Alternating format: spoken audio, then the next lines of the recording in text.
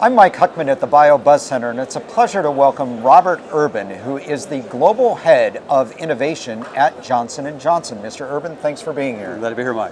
You guys made a big announcement here at Bio this year, where you essentially are having a competition for $500,000. Tell us about that. World without disease. Quickfire Challenges are things that we use to aggregate innovation from all over the world. Johnson & Johnson Innovation has its platform of outreach facilities, these innovation centers that are spread across the world that allows us to be out and about. But with these challenges, we're really actually more effective in being able to reach beyond those walls, looking across the entire world to find the best ideas. In this case, we're looking for ideas that could really help us eliminate diseases in a number of key categories. Some of the ones that we worry the most about, diabetes, Alzheimer's, the things that we've had a hard time thinking about.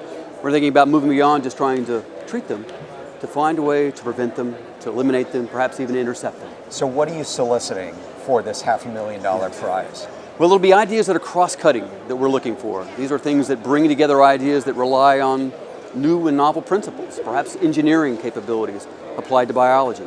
Perhaps it's consumer insights that is moved into things in which way we might modify behavior or think about new ways in pharmaceutically intervening. It's the collection of ideas that bring together collections of minds that are most interesting, we believe, for this new initiative. And it's not just about the money. Tell us what else the single winner will get here. That's right. They get the opportunity to get started very quickly by both having capital, which no idea can move forward without a little capital, but more importantly, perhaps most empowering, is the opportunity to be in a special community.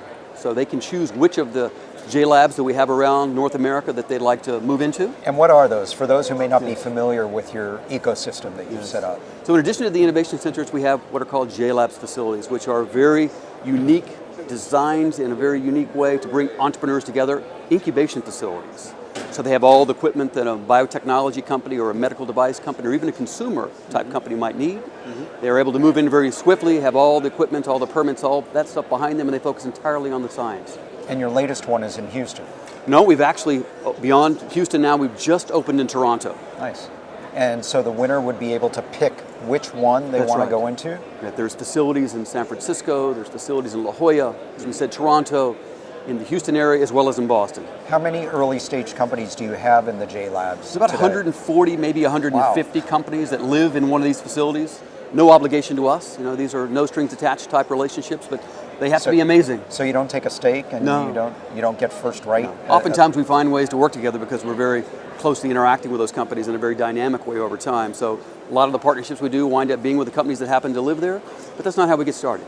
Why did Johnson & Johnson decide to embark on that strategy and program? Why not just look at academic institutions, check out the labs, use the stereotypical networks and relationships that industry has for all these years? Well, we rely on that too, but this is growing beyond that. This is actually reaching out in a way that really embraces the way the world is moving, much, much faster than a large company like ours can ever imagine moving.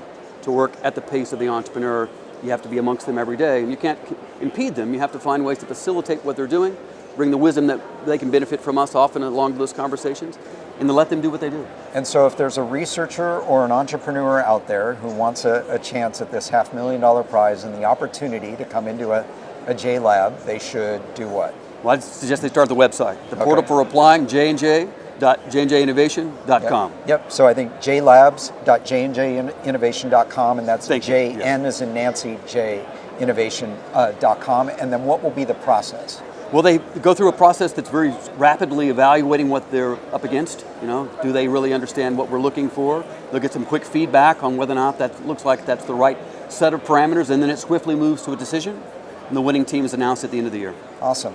We're ending every interview, Robert, here in the Buzz Center this year by focusing on the theme of this year's convention, which, as you well know, is one word, and that's imagine. So I'd like to ask you to fill in the blank. Imagine what? Well, imagine.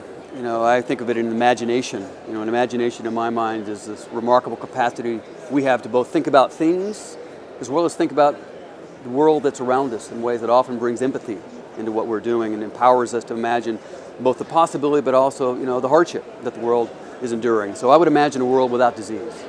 It's a nice thing to imagine. Let's hope that it's maybe not in our lifetime, but not too long after One that. disease at a time. All right. Robert Urban, the Global Head of Innovation at Johnson & Johnson. Thanks for joining us here at the BioBuzz Thank you, Center. Mike.